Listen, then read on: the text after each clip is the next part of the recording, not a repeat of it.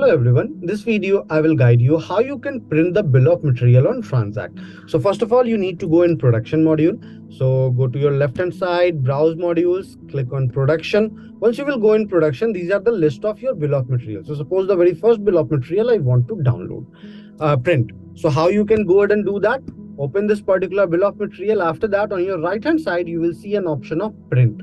Click on this. Now, please check the print. After clicking the print option, this is the view of your bill of material. You can select the destination as your printer, and then after can print the document. You can also change the layout to print and landscape, and then after you can print out any other changes you want to do. You can very well go ahead and make changes in the same, and accordingly it will be get displayed and you can download it in the proper format.